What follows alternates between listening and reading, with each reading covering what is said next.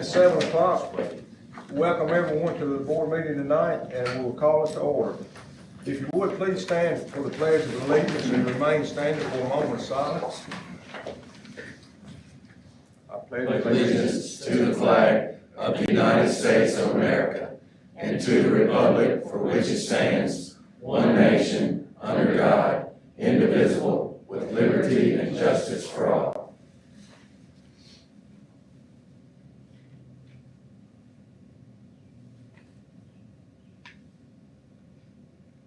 Be seated, please.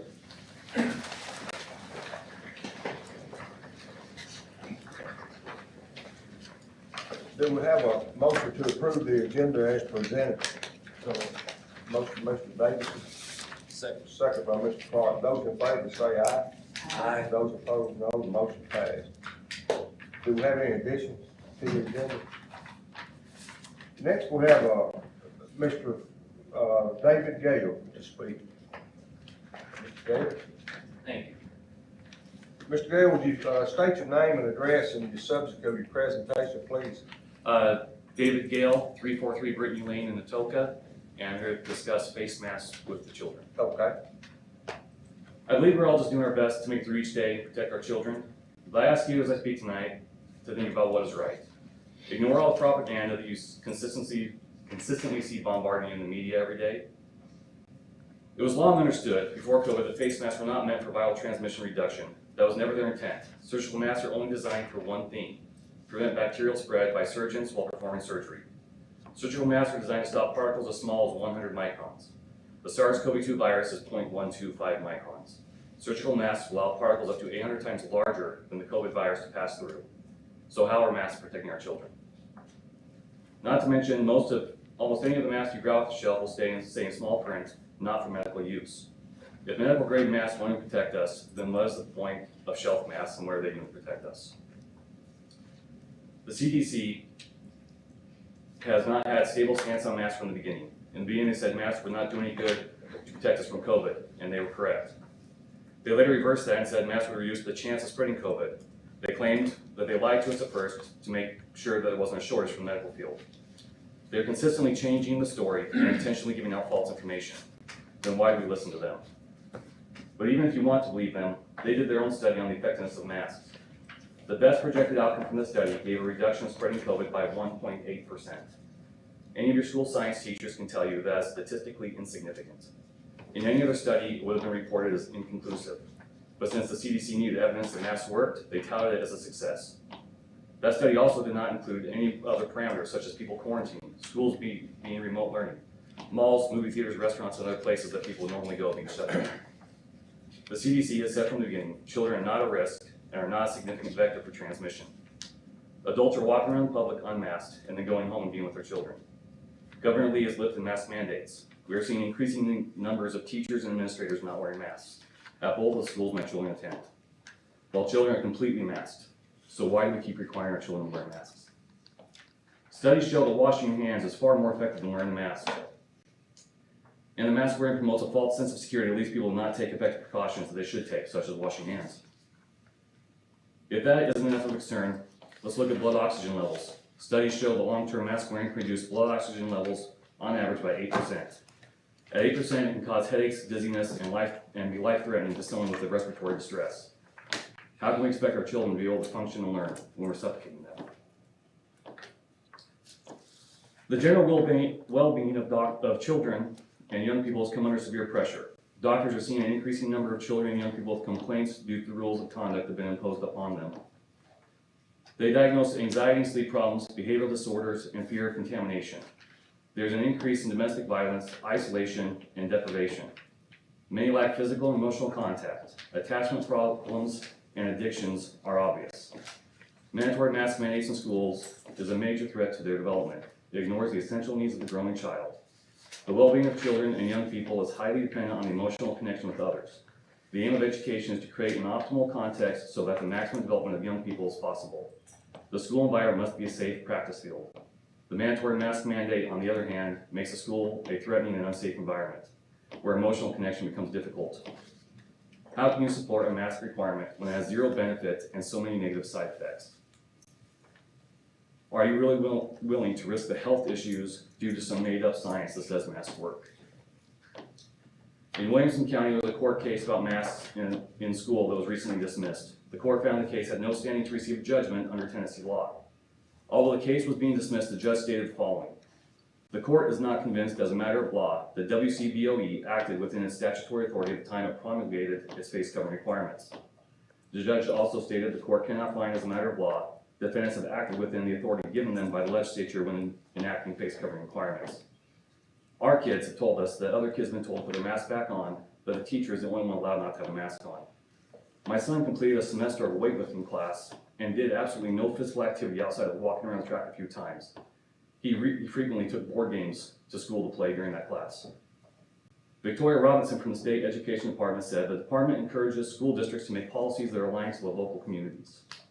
The local community didn't vote for the CDC. We voted for you. We need you to protect our children and end the mask requirement. Thank you. Thank you, Mr. Gale. The board has already determined that face coverings are required in limited circumstances. And through the end of the current year, we just have a couple of weeks left. And we go on with recommendations from the director and with considerations for guidance from the local health department and the CDC. And we'll make mask optional this summer and this fall, correct? Yes, sir, absolutely. Masks will be optional this summer for sure, for summer school, and we're gonna be next year mask optional. There's some good points So there. I've only been here a year. When Right. I moved here, I was told the same thing, of masks are optional. And then the day school started, masks are required. It's Right. only gonna be for a month. And then, okay, it's only gonna be for another month. Well, now it's gonna be till Christmas. Well, now it's gonna be till spring break. I never looked at my kids in school knowing they'd have to wear a mask the whole school year. Right. And once you put them in, it's hard on the children to remove them. But they will not be coming to school next year if masks are required. Sure. The plan is right now not to require them at all. But just like you said in there, we were going by, and you stated some things about CDC, but we were going with their guidelines at that point. And I know that you have your, I guess your qualms about CDC, and we understand that. We do, but we have to follow, the guidance that's given to us by medical professionals. That's what we were trying to do. I And understand Tipton County that. Health I Department. understand you guys are in a tough spot. Right. I get that. I'm active in the military. I did 5 years active duty, 9 years as reserve, and then came back to active duty. And then at 9 years, I spent 4.5 as a teacher. So I understand what you guys are going through. I understand that the school system was never designed to handle this type of a situation. And I understand you guys are trying to do the best you do. Sure. But medical professionals, unfortunately, honestly, don't know half the stuff they're talking about with us right now. Well, Mr. Gale, we have to go on. Oh, yeah, no problem. You know, we have to do what the medical professionals say. They know more than we do. And, hey, whether they're right or wrong, we have to rely on them. And that comes from a lawsuit standpoint, from my understanding. If we didn't follow CDC guidelines, then we could have been held legally liable. And So so, what about being held legally liable for something that stems from a kid wearing a mask? yeah, I get it. And that's why I'm all for making mask optional now. And I can make that in the form of a motion, to go ahead and start now. If we're gonna do it this summer, then I move we go ahead and make mask optional now. We have a motion on the floor from Mr. Clark. Do we have a second? A second by Mr. McClurkin. Are there any discussion on this? Anybody? All those in favor, let it be known by saying aye. Aye. Those opposed, no. No. That one, no. Thank you, Mr. Gale, for Thank being you very here. much. Thank you. Hey, can I say one thing too Okay. while he's up here? I just want to tell you, I appreciate the professionalism with which you've spoken with Ms. Sherry and asked us the question. It doesn't always come in that format. So I understand, we and appreciate honestly, that. it does Thank you. no good to come in with a vinegar approach. We agree. Thank Thank you. I also echo that sentiment. Very appreciative of Thank you. your Yes, sir. kindness. Yeah, Yes, thank sir. thank you, sir, for being here. The next item on is the consent agenda. We have a couple of field trips that we need to add. We've got 3, and they're all tracked as far as I know. Yeah, it's 4 in here. but, it's a time of year where people are advancing in tournaments and these trips pop up pretty overnight sometimes. So if, without any objection, we'd like to include them in the, consent agenda. They've been approved by everybody. Would anyone like to remove any items from the consent for discussion? If not, then we'll have a motion to approve it. I make Motion by Mr. Vincent, second by Mr. Shipley. Those in favor say aye. Aye. Those opposed, no. The motion passed. Director of Instruction report, Dr. Byrd.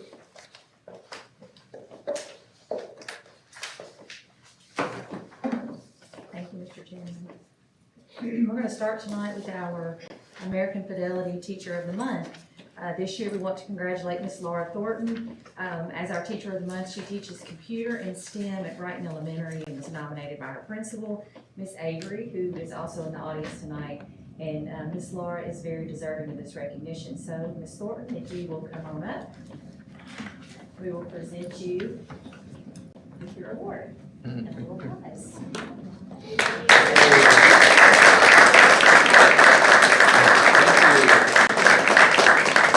We certainly appreciate all she does and her hard work. Again, we want to thank American Fidelity, and usually Grant Skeleton comes to these meetings, but he asked to be excused tonight because his child is graduating from high school.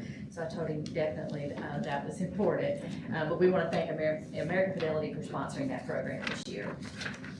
Last month, I shared with you all that Miss Jennifer Botticello, our 5th through 8th grade district level Teacher of the Year, had moved to the regional round of competition for Tennessee Teacher of the Year. And since then, we've been notified that we have 2 additional finalists, and these pictures are scrolling on the board throughout the meeting tonight. But Miss Latoya Avery, who was here, she's still here, Miss Latoya back there. She has moved to the regional round of competition for Principal of the Year. And then our Dr. Fisher has moved to the next round of competition for Supervisor of the Year. So we want to say congratulations to those ladies, and we wish them good luck as they move forward in the competition. 2 teachers from our district, I have lots of good news tonight. 2 teachers from our district have been accepted into the Aspiring Assistant Principals Network. We have Genesis Wallace from Munford High School and Miss Sherry Lynn Dodson from Munford Elementary School. And then Shayla Hill from Munford Middle School was also accepted into the Diverse Leaders Network. And these teachers now have the opportunity to earn a free master's degree in leadership. They get their tuition free, they have to pay the books. But this was offered through the Tennessee Department of Education, so we're excited about the opportunity for those 3 teachers. Some additional good news on the pictures. You've probably seen the very first slide that was scrolling. We have a group of hostess students from Covington High School that we want to mention tonight. We have Madison Griffin, Josie Harrison, Jalen Hazlett, Kelsia Hood, Madison Peacock, and Maria Polk. And we want to congratulate them because they took their, recently, I think it was about 2 weeks ago, they took their Certified Nursing Assistant State Test, and they had a 100% pass rate. All 6 of those ladies will now graduate high school as Certified Nursing Assistants. So great job. That's awesome. Great job to those people and the hosting department at Rebecca, now were they involved over here at their nursing program at all? No, I think this was done Right through at the high school? through the high school, Okay. through Jen Downing and Tabnick Gibbet. I'm not sure, I don't think they went to classes over there. There may have been a dual enrollment agreement. I have to check on that, but I know that their teachers were Miss McDivitt and Jen Downing. That's cool. And we have teachers we have students, hosted students at Brighton and Munford who are also going to take the test. They just have, I think a group of them tested today. We don't have those results yet, and then another group test in June. So we will have, I think there are about 21, 22 students that could possibly graduate with their CNA. So we're really excited about that. Just a little bit of information on our summer learning camps. We have, as of today, we have 1,429 students projected to enroll in summer school in elementary and middle schools. High school will work a little differently because they're doing credit recovery, and we haven't finalized those numbers yet, kind of waiting on exam scores and all that to be finalized. But Our current estimates is that we will need 56 teachers in elementary summer camp, 25 teachers in middle school, and then 12 teachers for high school credit recovery. And the funding for this will come from the state as well as some federal funding through ESSER money. As you know, graduation is approaching, so you should see in your packet some information with graduation and baccalaureate dates and times. The graduations will be live streamed, and those links will be on the district webpage as well as the high school web pages, but we wanted to make you aware of that. And then the last thing I wanted to say, usually I don't go this long, I'm sorry, I promise this is it. Lastly, we have some pictures scrolling also of our faculty and staff members who are retiring this year. And we certainly want to say congratulations to these men and women. They have a combined 517 years of service to Tipton County Schools. It's a long time. A couple of them are in, or at least one of them are in here tonight, Miss Peggy Murdoch. I'll certainly miss her. But Dr. Combs, Dr. Fisher, and I will be visiting with these employees the last few days of school. We'll present them with a thank you gift and just personally say congratulations to them. But I did want to acknowledge them tonight and publicly thank them for their service. That's all I have, unless someone has a question for me. I got a Quick one, I'm sorry. statement.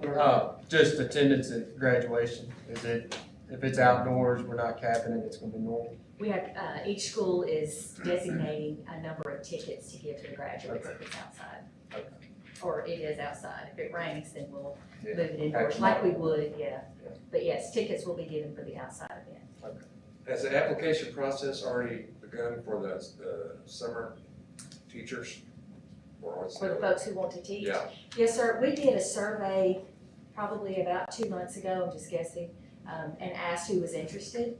And then all of that information was shared with the principals of the schools where those teachers said they would be interested in teaching. So those will be hired at or recommendations will be made at the school level. They're actually supposed to send those up to us next Monday for Dr. Fisher, myself, and Dr. Combs to look at. Let me clarify one other thing if I may. Did you say that Peggy has 517 years?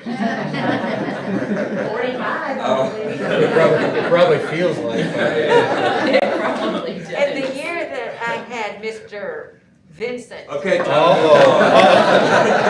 as my Student teacher. student teacher, felt like all 517. Oh. There it is. There you You go. kind of opened that one up. Yeah. Hey, let me throw a couple things in there, if that's okay. Number one, back to our HOSA students. Number one, of course, that is fantastic. But we're looking to continue to do that with even more of our CDC classes. You know, that's part of the strategic plan that y'all put together is to, you know, emphasize more of those areas, and it's getting that way. And I think it's going to be even better next year when we add some new things. So we're really excited about that. And the other thing is, I know you asked me this earlier, but the PowerPoint that you put together is going to be on the webpage, right? And then we can put it on Facebook and Twitter and all that with our Not that retirees. one, but something similar. It'll have music. It's a little fancier, but yeah, I didn't want to play music while we were having the meeting, but yes, hopefully tomorrow or Monday that will be finalized Cool. for the retirees. Yes.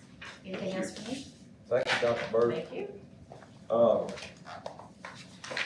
The Director of Operations report, Mr. Jeff Morris is going to do that report in place of Dr. Fisher tonight.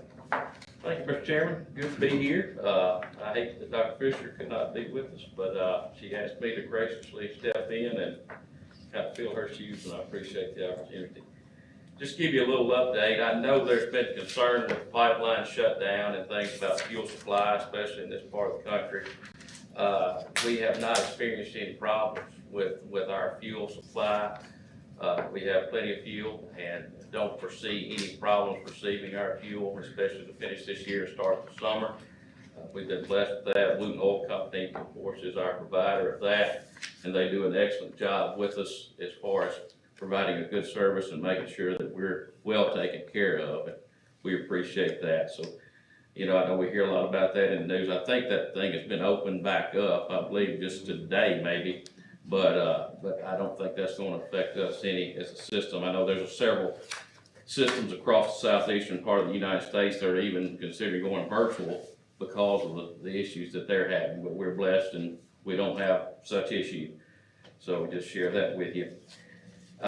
You know, we're experiencing a bus driver shortage. It seems like we're always experiencing a bus driver shortage. I think, last count, there was about 23 positions that we could actually fill as of now. And you take into consideration the retirees that we have coming up, we're probably gonna have 25 to 30 positions that we could actually fill. And we've had a very challenging year as far as trying to make routing work, and bus drivers trying to cover 2 or 3 routes in a day. And it's been very challenging, but I will say, and I want to share this with you all, our team is great. I don't think they get the accolades that they need most of the time, but we've got a good group of bus drivers that have stepped in and have not minded stepping up and doing a little extra. And our team of mechanics and our office staff, everybody's been somewhat under the gun all year, but have done a great job, and I just want to share it with you all. I'm very proud of it, and I'm blessed and honored to work with such a great group of folks and to have great leadership behind us too. And that accounts for all of you sitting here too, and I appreciate all of it. But we're gonna do some things. We've got signs, as you know, on our buses now, on the buses that can hold the signs, magnetic signs, showing that we need bus drivers. We've got the billboard down here with that information on it. And I spoke with Phil Ramsey. He actually runs the bus route for us. Spoke to him after the route this afternoon. And I think we're gonna do a promotional video to try to recruit some folks in here for the next year. And that there will be no cost to us. He's gladly willing to do that. But I would ask you, if you have social media and we get that out there, to please share it. Because as many folks that can see it, the more opportunities we have to bring folks in here. And we're looking forward to doing that. And last thing I have, we had an auction. You know, I spoke, I guess, right when we had the snow. We had our virtual meeting and mentioned to you about having an auction. But I think we did fairly well with that. We brought in about $39,200 with the auction, with our old buses and old vehicles that we've had here for so long that we just needed to get rid of. And so I think we did fairly well with that. So that's pretty much all I like the sign on the bus, you know, indicating you need bus driver. Has that been effective? Well, I tell you what, we've gotten 2 applicants from them. And I was in the dentist office just yesterday, and a lady said, "Hey, I've seen your signs out there looking for bus drivers." I said, "Well, share the word." So I know it's effective because everybody notices a school bus. And that sign on the back, I think, has been very effective as folks noticing it. And, you know, we've gotten 2. Hopefully we can get several more from them too, so. I think Mrs. Murdoch is gonna have some time. Yeah. She said, "Speak for yourself." But thank you. That's all. Thank you, Mr. Morris. Ms. Marion Samuel, ESSER personnel update. Thank you, Mr. Chairman. I am here tonight to request approval for some additional positions. The first position actually has been an existing position. It was vacated at the beginning of school and it was not filled, and it is a school-wide instructional facilitator that's actually out of Title II Part A. It's previously been a reading position. We did not fill it this year. We would like to fill it in the coming year, and we want to move it to a math position. So we asked for that, and that would be dependent on the continuation of Title II Part A funds. And it would be an 11-month position to mirror the existing reading position. On to ESER positions. So we would like to hire a federal grants manager. Both ESER 2.0 and 3.0 are going to require extensive reporting to the federal government and state and federal government over the life of the grant. ESER 2.0 will run through the 22-23 school year, and ESER 3.0 will run through the end of the 23-24 school year. So this grant position would help with all of that paperwork and would be funded 50% out of ESER 2.0 and 50% out of ESER 3.0. I realize that was confusing, and I'm really sorry. The rest of the positions that I'm going to mention are just going to be 3.0. So let's put that on the table. So we would like to hire a learning loss coordinator for each building to help manage learning loss and to also help provide data for that to work with the federal grants manager on this reporting piece, but they will also work with the administrative teams in the building with students who have fallen behind during the last 14 months. And those positions, there would be one per building, and they would be for 3 years. In addition, we'd like to hire 3 additional social worker positions that would run through the life of the grant. We would also like to hire 3 additional techs for the tech department to help us with all the equipment that is coming to us. The 6 people we have are beyond overwhelmed. Also, we'd like to hire for 2 years an additional speech pathologist and 3 school psychologists. The Special Populations Department feels like that there's gonna be quite a demand for student evaluations after this period of time, especially for students who've been home the entire time. And so they already have a backlog of students, and so this additional funding will allow us to address the needs of those students. That's all I have. And all this is coming out of grant funding. So that leads to my question, in that, will all these people we hire know that they have a limited lifespan here? The Yes, job sir. postings Yes, will sir. read, these are for the life, these are contingent upon grant funds and are anticipated to end the 23-24 school year. Okay. And here's an example of that. So when we brought before y'all in the last meeting, to hire a capital projects manager, and we ended up getting Hunter Bennett, and I sent you that information. When we did the interviews, we made sure that all the candidates knew that this was a position that would be funded through 2024. And after that, there are no guarantees. Doesn't mean something else might not open up, but for that job, it ends 2024. So my guess is we do have the same type of. Absolutely. And that's in their contract that they signed, so they acknowledge they know it, so they couldn't turn around and sue us and say, hey, y'all. Sure, I mean, that'd be a part of what we could, I don't know if we'd have a contract, that would just be. My job is contingent on Right. every year, Right. so, I mean, It's year that's by just, I mean, it was in the Right. job posting, and I know that. Right. I guess when you post a job, you would have it in there. It, absolutely, Yeah. it is to be in all the job postings. Yeah. Mayor, Question. how are we identifying the children that need help? No, how are we identifying those children? We are working on that. That's another plan, Mr. Davidson. We're working on that one as well. That is part of the ESER 3 grant that we're currently working on.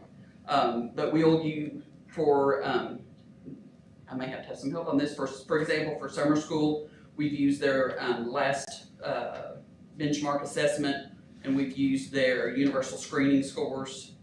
And those are, the universal screener is skills-based, so we know we have a strong list of students who are behind skill-wise.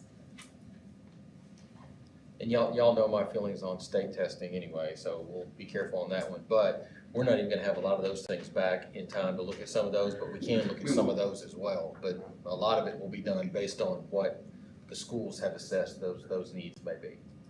What if a parent calls and says, hey, I just think my kid's lagging behind, would that qualify? Or I mean, possibly, that would be a discussion with administration, I would think, wouldn't it, at the school? Well, we would check to see where they are in the normal intervention process. Are they in a tier 2 student, are they a tier 3 student? We feel like they're, when I say tier 1 instruction, I mean instruction everyone receives. We feel like there's just learning loss across the board. So that learning loss coordinator is gonna help work with those tier 1 students. Whereas there's already the tier 2 and tier 3 folks, those people are already in place. Tier 1 being the most severe loss. No, that's tier 1 is that's what we consider regular instruction. Okay. So when you see everybody has dropped, that's your tier 1, so that everybody's gonna get that intervention. Then tier 2, 3, and then tier 4 is your most profound. Okay. Does that make sense? Yeah, I appreciate And it. we've already seen some of those indicators. I think I was having this discussion with Mr. Grant about ACT, because I know you know so much about ACT. And that is that our students who were virtual, there's been there's significant data that shows that virtual drop in ACT versus those that were face-to-face. We had 86% of our students were face-to-face this year, but those there's a significant increase in their testing and in their assessments than those that were virtual, which is, obvious. That's why we want everybody back to school. Ms. Samuels, you're talking about this summer and then continuing on during the regular school year. Mhm. Will this summer be voluntary? The summer is voluntary. We are, I think, we have for K-8, help me somebody. 1,400, thank you, 1,400, all I could think of was the 1,065. Just think 1,400. about how many he has to bus. And we are providing transportation for summer school. Well, if you make each one of these new hires drive a bus route too, then you got. You're right. Put that in the form of a motion. Won't do that one. Mary, did you have a grand total of monies involved in those positions by any chance? Over the life of them, I do have a figure. Yeah, well, there you go. Tentatively, 4.8 million. And Mr. Vincent, that figure also includes the capital projects manager. Okay. Is there any chance I could get a copy of those positions from you this evening? That we're fixing to vote on? I'm sure that can be arranged. Okay. Are there any other questions? We've heard the request from Ms. Simon. Do we have a motion? Make a Motion by Mr. Vincent, second by Ms. McCarthy. Just one, I do have one question, I'm sorry. Tell me again the total amounts of each ESSER grant, 2.0. 1.0 was, oh gosh, I can't even remember. So long, it's spent, I don't know. No, Yeah, okay. well, I mean, 2 and 3, because this is all coming from 1.9? 1 was 1.9, 2.0 is 7.9, 3.0 is 17.8. All right. No, go ahead, I'm sorry. We've had the motion. Is there any other questions? All those in favor say aye. Aye. Those opposed, no. Motion passed. Thank you. Thank you, Ms. Marion Samuel. Financial report, Ms. Murdoch. Good evening. Good evening. Good evening. When you look at your packet that you have, obviously all this money that Marion just talked about will come at some other point. It hasn't worked its way through E-Plan and all of that, but we'll have to come back with an amendment to the new budget in order to include all of those dollars that she was just talking about. So on the front, the very first piece that you have, this piece that looks like this is the set of amendments that have to be done to the amended budget that you all approved last month. So it's already been sent to the county finance committee. So they have these included in our amended budget. So you can see that we had to move some dollars around just to make sure all of the things that were planned could be executed with the dollars that you see in front of you. I attached the actual amended budget as it stands now, in case you wanted to look at the actual amended budget. It's behind that front page. But there were some things that were changed in ESSER 2 to accommodate some 7/1100/49, so that's textbooks. And then there were some dollars that were added into the supervisory line, and then all of the benefits for that supervisor. And then some monies were taken away from equipment to make justification for those dollars at the top. And in the old ESSER 1 CARES Act piece, you can see all of those additions, a salary, as well as all of the benefits, and then the reductions at the bottom for the actual things to pay for the person at the top. And then in Title I, there were a couple of changes that had to be made. Money taken away from a teacher line, added to an assistant line, and then the benefits therein. So any questions about what we had to do to the amended budget? So that's the old piece that you all approved last. So we'll need to approve this. Do we have a motion to approve the amendments as presented? So moved. Motion by Mr. Davidson, second by Mr. Shipley. Are there any questions? Those in favor say aye. Aye. Those opposed, no. The motion passed. Thank you. All right, and then, the next sheet is, a letter from Mr. Jerry Parker, or to Mr. Jerry Parker from Dr. Combs. I think he sent this out to you already, information about the Parco increase in salary, getting very, very difficult to find people to work. And so we're hopeful that if we move that, baseline to $10 an hour, hopefully we'll be able to gather some more people that want to work. And so you can see the dollar amount in there, $254,409 additional dollars, that we have put into the 21-22 budget. I don't know if that, this is a contract amendment.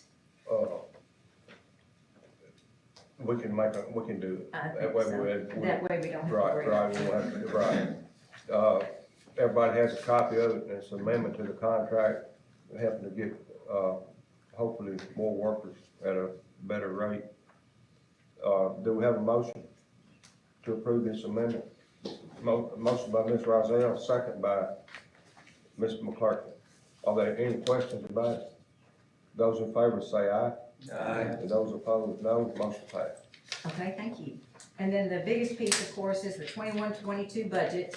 So, we got our BEP estimate, and we're very proud to say that it was more than what either Dr. Combs and I could have imagined. So we're very thankful to the state for those funds that will come. I'm not gonna go through each one of those lines on the revenue, but if you look on page 2, you can see that, our total right at the bottom of the page, you can see our total for the year is going to be $85,156,700 of expected revenues. This does not include any of the monies that Marion was talking about. That'll all go into 142. So that's the revenue that we're working off of. In our 7-1100 regular instruction, I don't know how much you all want to know, but we've got 503 teachers in there, along with salaries for summer school. We've got 29 educational assistants, as well as 18 part-time that's included in that set. And then, of course, all of those other lines are to support their benefits that we pay. And of course, you've got the instructional supplies and the textbooks, all those things that are relatively familiar to what we do every time. In the alternative school, in that line for teachers, that supports 8 teachers as well as 1 principal and all of the benefits therein. 71-200, our special education program, that's 75 teachers this year and 45 assistants. And then 71-300, we've had for a very long time, 29 teachers in that group, and that's what we still have, as well as 1 secretary for vocational education. Miss Peggy, can you Yes, go sir. back to the regular I can. instruction? How many I can. teachers did you have? I missed that. 503. 503, okay. Yes, sir. How many Plus the assistants? teachers that are gonna be doing summer school. We pay the salary. Right. Federal pays all the stuff. How many assistants? 29 plus 18 part-time people. Okay. All right, so, in the adult education, we are changing the structure of that. Dr. Fisher talked to the people, in Nashville about changing how we approach our adult ed. Because they have been so successful, she felt like they needed a full-time teacher there all the time. So Mr. Thomas Hayes is going to move into that slot, and that's why you see that, increase of over last year. We're paying him to be a 12-month teacher, as well as paying the teachers who actually work with the students additionally, in addition to what Mr. Hayes will do. And then we also have 1 full-time coach that is in 189. So it will serve 2 full-time people, and then everybody else will still be part-time people. Ms. Peggy, can I Sir. ask one Yes, thing? sir. So, last year, adult with the GED program with adult ed, we graduated 2. Isn't that right, Mr. Fields? Were there 2? in that program with I think it was a little more than the two. 3, there wasn't many. It was single digits. It was single digits, but this year, what's the projection as far as graduation? Isn't it 20 So something? we've done 22. Yeah, he's looking at approximately 29, I think. So you see just the increase from Right. last year. I mean, they've done a great job in that And, program. Mr. Hayes, I don't know if you all know Mr. Hayes, but he's a worker and a half. He works all day long and then he comes back and works with the adults that need, help. So, he knows, he's very immersed in what the adult education should look like. So he'll do an excellent job. I assume those numbers will increase even more, next year with his full-time support during the day. So anyway, that's all of our teaching lines for that. Then our health services, we have one supervisor and one secretary. So that's what in 72-120 at the top of page 5. And then in the 72-130, we have 19 guidance counselors. And then if you look at 189, that's a new position there. It's a grant writer. I guess she's been a grant writer, but we're moving her out into that slot all by itself. So she'll be full-time grant writer. And that also has another part-time person's salary in there. So that's what that 189 is for. And then, I don't know if Dr. Combs gave you this, but a safety liaison, maybe, person between the county and the school district, that the county has talked to Dr. Combs about for quite some time. We're actually, pushing that forward, and that salary is inside of that contract with other government agencies. We will pay the county so that you don't see him in a salary and benefit line, but we're going to be paying that directly to the county. That's in that 72-130, 309. And then in the 72-210, we have our regular supervisors. There are 10 of those in there. 2 of them are partial payments in there, and 13 librarians, and a part-time clerical person in there. And then the rest of that is benefits and actual things that are purchased. 72-220, that's our supervisors in special education. There are 2 of them, and there are 2.5 psychologists in 124. Don't see anything else in there that's much different from before.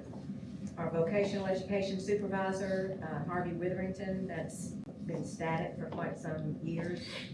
He continues to return, and we appreciate that. In technology, we have 5 in that 121 data processing personnel.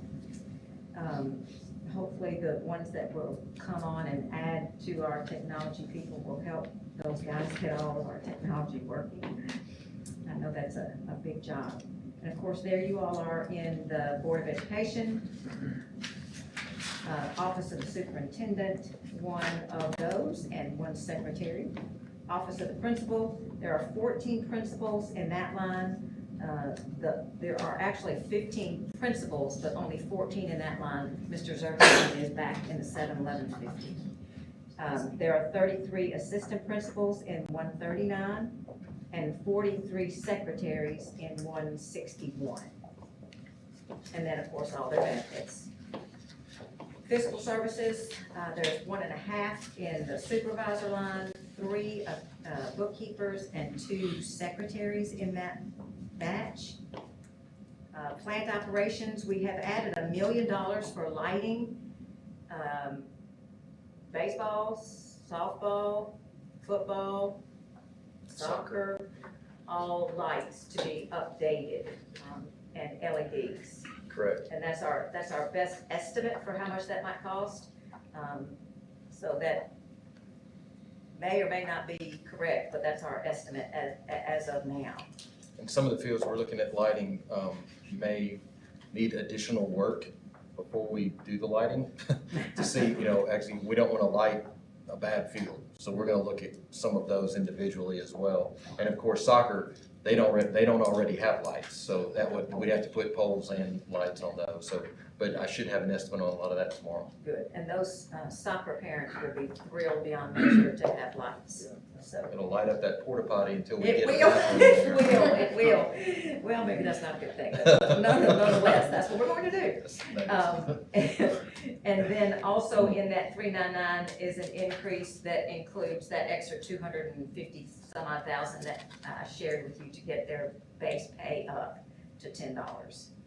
So in 72,620, there are 2 people in the supervisor's line, 1 secretary, and 23 mechanics that are in that line, in that category. In the pupil transportation, 2 people in the supervisor line, 13 mechanics, and Mr. Morris, I could only count 116 today, which I was shocked that there were so few. But as he said, those bus drivers run additional routes and additional routes and additional routes to make sure that the kids get picked up. So I join him with kudos to bus drivers. Food services, that is 73,100 down at the bottom, page 9. The food service, that's 1 supervisor and 1 bookkeeper. And then in the 73,300, that's our SACC, as well as 3 social workers that are paid out of that category. Early childhood education, we have 11 teachers and 11 assistants. And then towards the bottom of page 10, you see the regular capital outlay. The people in that line are people who paint throughout the breaks as well as throughout the summer. And then the total there, you can see that we have is 85,165,700. That's 141. So Ms. Peggy, that included a 3% salary increase? It does. It does. Across the Everybody? board. Yes, sir. Okay. We like to make sure that everybody feels equally as important as the next. And then also, there's in that calculation a 2.5% increase in insurance that will come starting January. So everything is going up. Right. All right, so I'm not gonna be as specific in the federal one. But we have a total for our revenue as $5,670,021.20. And there will be some changes in when the ESSER 2 monies get solidified. I'm certain we'll have to come back and get those amended as we go. But currently, in our instruction for the teachers, that's $682,750 and $181,425 for assistants. In the special education program for the federal budget, we have no teachers, but there's $1,391,000 for educational assistants. And then at the top of page 2, in the vocational piece, you have some salaries that come out for $36,600. And social workers' dollars come out of $72,120. For next year, there'll be $65,286. And you can see that those dollars have not been in there in the past. So all of those benefits that go with that are in that $72,120. Psychological personnel, other wages, you can see $59,850. And then all the benefits. In the regular instructional program for supervisors and directors, there's half a person's salary in 47,221, and a secretary's salary in 161, and then the other salaries and wages you have 857,750. And then in 72,220, the special ed support services. There's a partial payment for a psychologist, and then medical personnel, those people work with OTPT, and then a part-time person, all the people who are part-time personnel for $36,000. I don't see anything else that looks much different. If you look on the page 4, they have added some dollars for bus drivers in 72,710. As well as their benefits. And then, that's about it. There are indirect costs that are projected to be $67,019.42. Any questions on 142? All right, 143, they have stayed exactly the same for several years.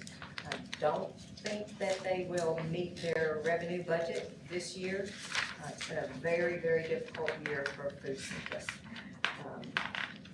in multiple ways. So I don't know exactly where they're gonna fall. Mr. Glass thinks that it'll be a shortfall of probably 200, possibly $300,000. Remember, they lost 215 last year. So, it's really pie in the sky to think that we will make this much money, but one never knows. All right, and then our 177, we hope that we will be able to close this fund, but I left the $187 down at the bottom just in case.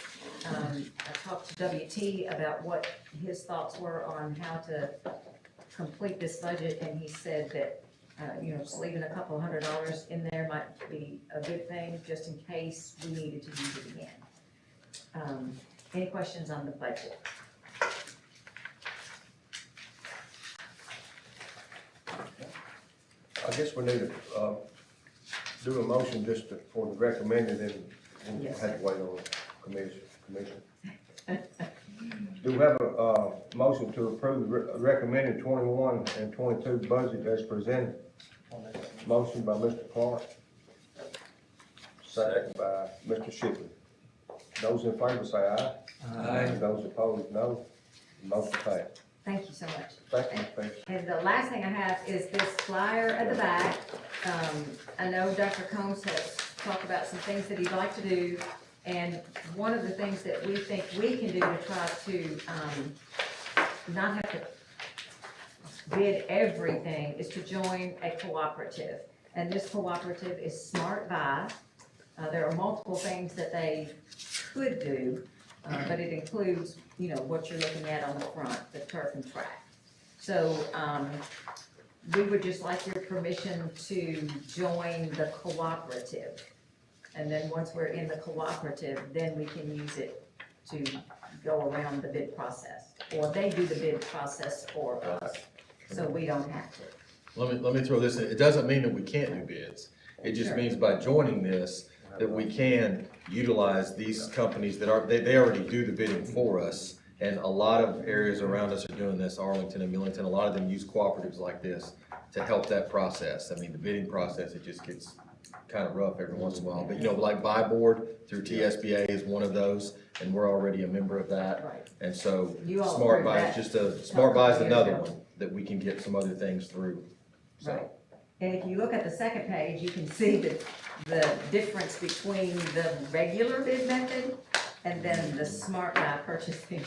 So there are several steps that, we won't have to go through if we choose to go through Smart. We may not, but if we do, we have that, availability. What's the cost of it? It's not anything to join the cooperative. Oh, then I'll make that. Way to go, Mr. Clark. I heard you say it, so we're gonna go with it. The second by Mr. Shipley, have a, motion by Mr. Clark, and second by Mr. Shipley to join the Smart Buy Purchasing Program Cooperative. Are there any questions? All those in favor say aye. Aye. Those opposed, no. Motion passed. Great, thank you all so much, appreciate it. Thank you, Ms. Page. You got one more month, right? One more. One more report. One more. You gonna introduce your replacement? My Yeah, we want- protege over here. Yeah, let's do that. That's Billy? Mr. Billy. Daughtery, and he will be coming in some in June to kind of get used to. He already knows the bulk of what we do because he does this at the sheriff's department. But he'll need to learn Skyward. And so he's gonna take some time of his own just to come up and look at how we do things so that on July the 1st, he'll be ready to go. We decided he's gonna be able to retain the title of chief. He's going from chief to, financial chief. That's right. Yes, Well, sir. I recommended that he continue to wear his sidearm as well. Just one? I think he'll be fine with that. All right, we have to, we just passed on emergency reading a face covering policy. Since we voted to, optional mask, we need to rescind this, face covering policy since, I mean, you know. It was in the consent, so we need to rescind it because Yeah. we voted to. We did it on an emergency reading, yes. Right, And, hey, if it's in the policy book, it's law. So we need to do away I with it. make a motion to rescind that, All right. Second. Motion by Mr. Vincent and second by Mr. Shipley. Those in favor say aye. Aye. Those opposed, no. The motion passed. That brings us up to Dr. Combs. What do you want to add, anything? I just want to say thank you. I mean, it's been a year for the books, no doubt. Everything's been crazy, but, you know, I will say I'm proud of our teachers, I'm proud of our kids, I'm proud of our parents, I'm proud of everybody, because, you know, we're one of the few school systems, I know I keep saying that's been in school as much as we have. We talked about that before. I mean, kids need to be in school. All this, they need to be in school. So, we're proud that we're able to do that as much as we can. And without the support of the community and everything, it would have been really difficult. So, we appreciate that. Definitely, I think everybody's learned a lot this year, because it's just, never been done before. But everything's good. We're looking forward to next year and things going back to normal. So, thank you. Both, so. I'm sure. Yeah. Does anybody else have anything they'd like to share? That was Mr. Henry's last retiring. He put in a lot of time and work to make sure our students got fed Right. when we were coming to school. So Yeah. Absolutely. That's right. I think, Yeah, Absolutely. I think that should be recognized. Yes. Mr. Glass has done an outstanding job. And his entire staff, all those people work with, you're right. Yeah. He's got a few, he had gray hair to begin with, but he's had a few more. But he had, Yeah, he had. they'll work themselves out on God. Yeah. All right, if nobody else has anything, do we have a motion to adjourn?